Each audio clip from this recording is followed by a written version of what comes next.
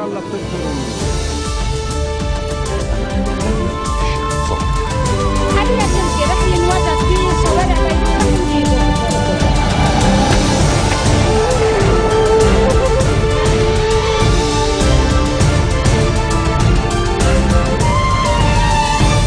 Good afternoon and thank you for joining us on Future TV. I'm Linda Tamim and these are today's top stories. Future bloc leader MP Fuad Senura condemns Thursday's explosion in the area of Ruwais. Hezbollah chief Sayyid Hassan Nasrallah says he is ready to fight in Syria against Takfiris and calls on the state to eliminate terrorists for the sake of Lebanon. And Summer Insights continue with Tickle My Brain founder Tara Name talking jobs and creating one's own legacy. Hope seems like a far stretch in light of recent news, but with Summer Insights, young talents are pushing the envelope to make their dreams come alive in Lebanon despite the turmoil. Over to you, Yumna. Thank you, Linda. Yes, our guest today is on my speed dial, and here's why you're going to want her on yours. Tara Name is the founder of Tickle My Brain, a career resource platform which started in February of 2012, and it offers a professional resume and cover letter writing service, as well as career advice, such as how to get promoted, how to manage demanding clients, or even how to improve your relationship with your job. And that's only the beginning of it. Welcome, Tara. Hi, Yumna. So you took it upon yourself to start Tickle My Brain when you would expect colleges and universities to be really the ones that prep people or students for the labor force. Why did you do that?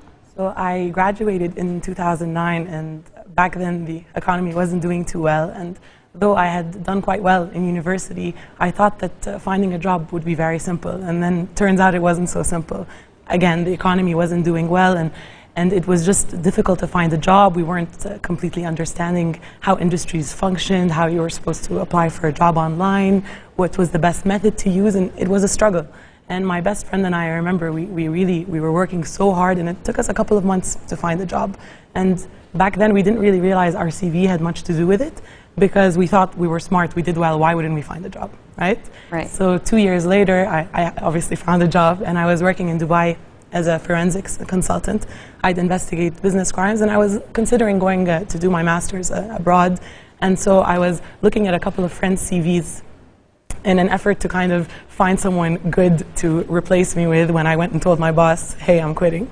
Right. So, and it was during this process that I noticed significantly how bad the CVs I was receiving were. They were just, I mean, horrible. So I know, and the story goes that your friend sent you a CV, and you looked at it and you said, I don't know what this is, I'm going to redo it. And you were so good at that you're like, okay, I'm going to start my own entrepreneurship business and see where I can do this. It wasn't necessarily that I was so good at it, but it was that I was good at recognizing that this wasn't it. Okay. So we actually have, we had Tara do my resume, and we actually have it right here, right now, coming up on the screen so that we could take a look at what you had and what is showing right now. Can we have it? So this is the before and after, as you can see, and we've got the first part is what I had written, and then Tara changed it and read the whole thing and started off with profile, because I remember you said that when a prospect employer is looking at a CV, you've got about 3 seconds where he looks at the top part in order to... So actually recruiters only really look at the top 33% of your CV. So if you can't impress them in the top third area of your CV is going in the trash. So when I met you, and obviously you're highly intelligent. I'll never forget this. She looked at my resume and she said, what is this 1952 font you're using? And I said, please redo my CV. So you're such a smart, accomplished person, yet your CV did you no justice at all. And that's exactly what Tickle My Brain does. It gives people justice, and it allows them to showcase their professional strengths and their achievements, rather than bringing a recruiter's attention to, just bad font, bad template, bad style, bad use of English, which isn't really a representation of their abilities. Definitely highlights their strength as opposed to that. Which is what your CV did.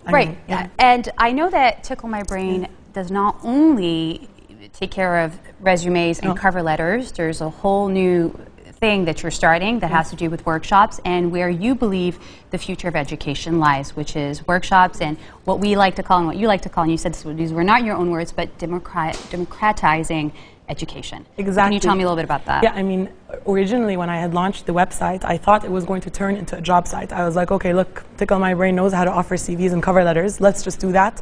And then eventually we're going to become this amazing job site. But then during my experience, and as most entrepreneurs will know, your business model changes because you start communicating with your customers and realizing what they need.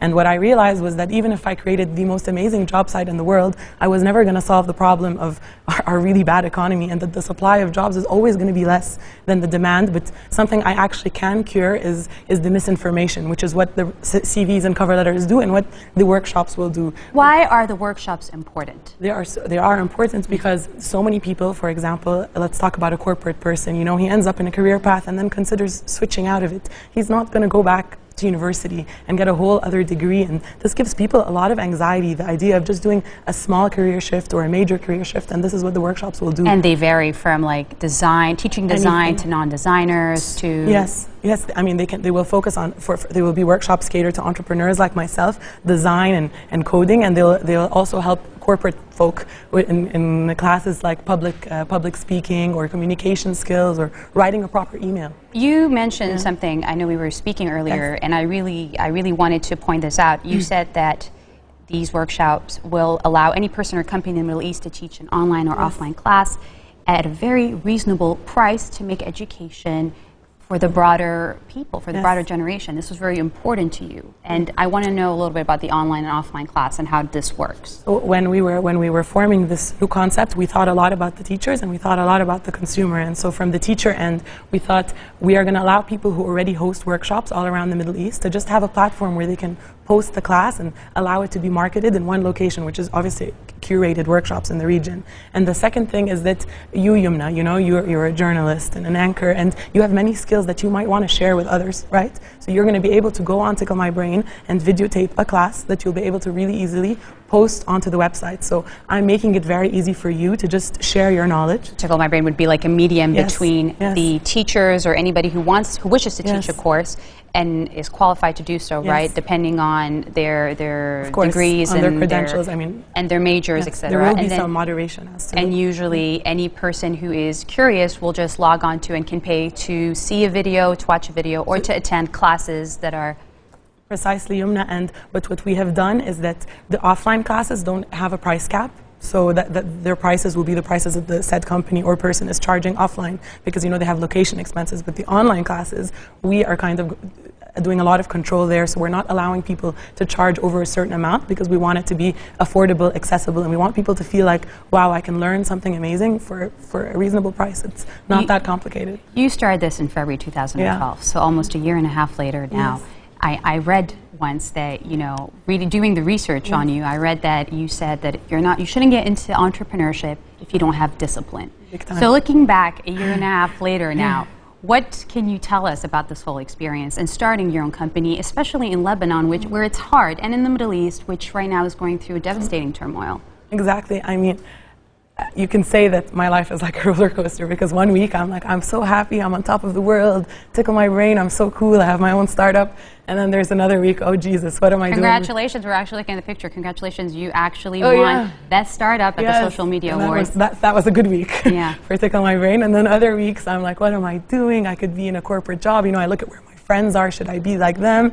But it's... What keeps you going, Tara? So it's because it's the end goal in sight. So I'm very into this idea of having a social enterprise that actually really gives back to the Middle East. I'm not trying to be cheesy or anything, but I really care. It's true. I really care, and especially when I was living in Dubai and I saw that I had many Lebanese and other Arab expatriates, not expatriates, working with us in Dubai, and then versus expats, you know, British ones and stuff, like, we don't stand a chance sometimes, and just in terms of our CV, in terms of the quality of how we can share our information. So I really just want to help empower Middle Easterns and/or anyone. You know, so this is the idea. In order to compete with the outside world as well. Yeah, to compete with us, and that's what keeps me going, really. It's just like my drive, and honestly, I love Tickle My Brain. Let's thank you so much for joining us today. For more information, you can log on to www.ticklemybrain.com or even check their page on Facebook and follow Tara Name on Twitter @NameTara. Thank you so much for being here. Thank you so much, Yumna. Back to you, Linda. Thank you, Yumna. And still to come in our program, clashes erupt between gunmen and Egyptian security forces near Cairo's Fatah Square. Stay with us for more.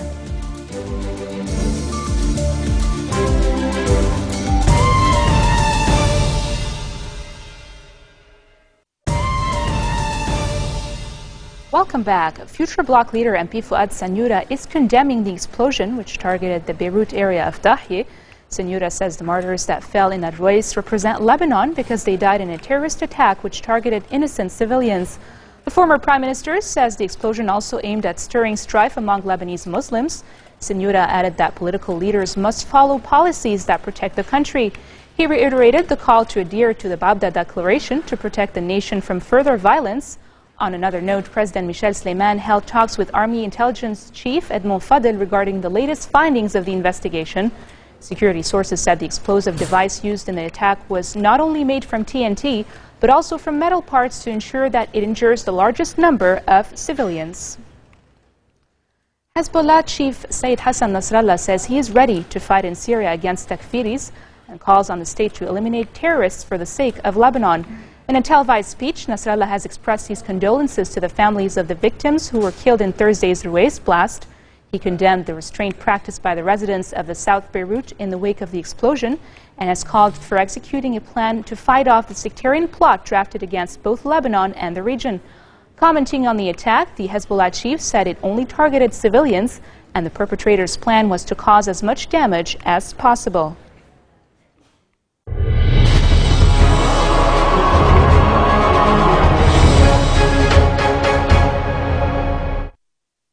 Moving on to Egypt, security is tight in Cairo after a day of bloodshed left 173 people dead in clashes that are pushing Egypt closer to anarchy. Gunmen and members of the Egyptian security forces have exchanged fire near Cairo's Fatah's mosque, where dozens of supporters of deposed Islamist President Mohamed Morsi were shot dead the day before.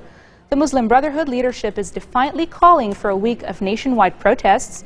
The Interior Ministry says that 1,004 Muslim Brotherhood elements have been arrested, accusing members in Morsi's movement of committing acts of terrorism. On another note, the son of Mohammed Badi, supreme guide of Egypt's Muslim Brotherhood, has been killed during the recent clashes. The Prime Minister has also suggested the dissolution of the Muslim Brotherhood.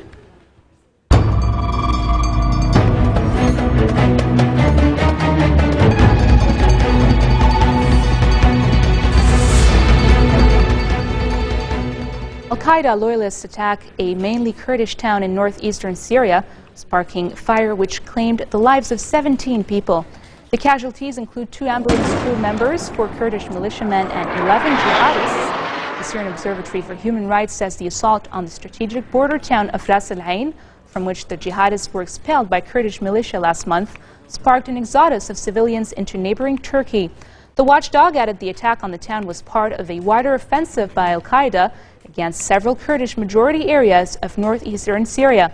Elsewhere in the country, rebels attacked a pro-regime militia checkpoint in Homs, killing 6 civilians and 5 militiamen. Well, this marks the end of our bulletin for today. Now here's a recap of our headlines. Future Bloc leader MP Fouad Sanyura condemns Thursday's explosion in the area of Ruwais. Hezbollah chief Sayyid Hassan Nasrallah says he is ready to fight in Syria against Takfiris and calls on the state to eliminate terrorists for the sake of Lebanon. And finally, Summer Insights continue with Tickle My Brain founder Tara Name talking jobs and creating one's own legacy.